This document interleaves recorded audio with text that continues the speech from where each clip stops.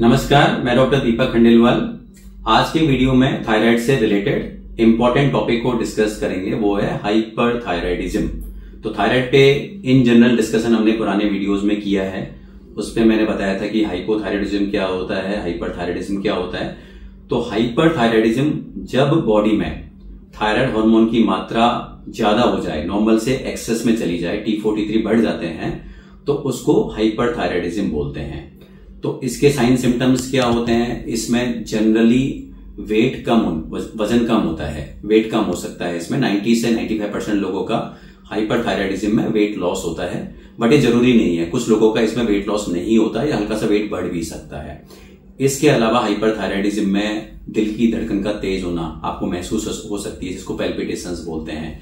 पसीने ज्यादा आना, गर्मी ज्यादा लगना, घबराहट रहना, हाथ पैरों में हल्की हल्की सी कंपन हो सकती है, पेट थोड़ा सा लूज मोशंस या बार बार फ्रीक्वेंसी बढ़ सकती है स्टूल्स की।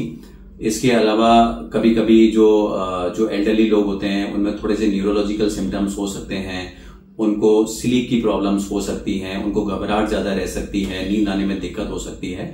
तो ये सारे हाइपरथायराइडिज्म के सिम्टम्स हो सकते हैं, बट ये जरूरी नहीं है कि जो सारे सिम्टम्स मैंने आपको बोले हैं वो सारे हाइपरथायराइडिज्म वाले लोगों में हो। किसी में एक या दो सिम्टम्स हो सकते हैं, किसी में ज्यादा सिम्टम्स हो सकते हैं। तो इसके कारण क्या होते हैं? तो जैसे मैंने आपको बोला था कि इसमें जो थायराइड हार्मोन की मात्रा है वो नॉर्मल से ज्यादा हो जाती है। तो कभी कभी तो जो हमारी थायराइड की दो लोब्स होते हैं, लेफ्ट लोब, राइट लोब, इसके अलावा एक उनको कनेक्ट करता है इस्थमस जिसको बोलते हैं, तो पूरी थायराइड ग्लैंड एक्सेस में काम करने लगती है, ज्यादा काम करने लगती है। तो उसका सबसे एक कॉमन ऑटोइम्यून डिजीज है जिसको बोलते हैं ग्रेव्स डिजीज। तो ये एक सबसे कॉमन कॉज है हाइपरथायराइडिज्म का। इसके अलावा कभी कभी थायराइड ग्लैंड के अंदर कुछ नोड्यूल्स बन सकते हैं, गांठ बन सकती हैं जो एक्सेस में काम कर सकती हैं। तो सिंगल नोड्यूल होता है, उसको सॉलिटरी नोड्यूल बोलते हैं, या कभी कभी मल्टीपल नोड्यूल्स बन सकते हैं जो ओवर फंक्शन कर सकते हैं, उसको हम बोलते हैं टॉक्सिक मल्टीनोड्यूलर गॉइटर। तो ये यदि इस तरीके के सिम्टम्स हैं तो उसको डायग्नोज कैसे करते हैं? तो सिंपल टेस्ट होता है T43 TSH का।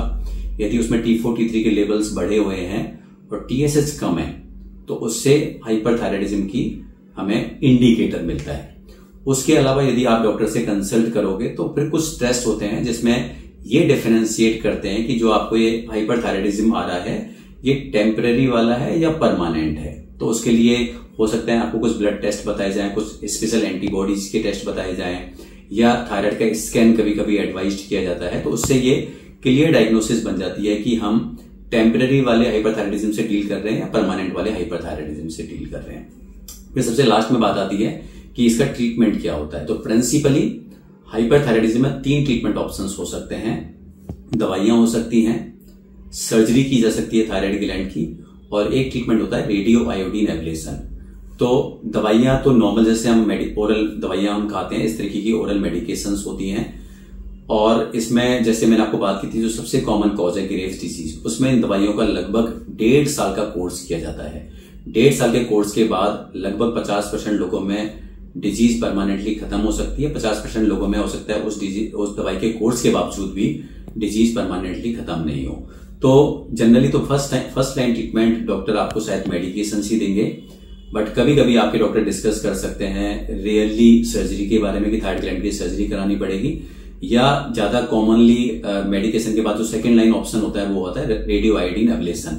तो उसमें एक दवाई पिलाई जाती है in the form of capsule या लिक्विड फॉर्म में, जिसमें रेडियो एक्टिविटी होती है, उस आपके थायराइड ग्लैंड के अंदर जाती है और स्लोली थायराइड ग्लैंड का फंक्शन को आहिस्ता आहिस्ता करके कम कर देती है। तो धीरे धीरे करके क्या होता है, जो ग्लैंड एक्सेस में काम करती है या तो वो नॉर्मल पे जा सकती है या उसका फंक्शन नॉर्मल से भी कम हो सकता है, जिसको इवेंचुअली हाइपोथायराइडिज्म में कन्वर्ट हो जाता है। तो ये 3 ट्रीटमेंट ऑप्शंस होते हैं हाइपरथायराइडिज्म के।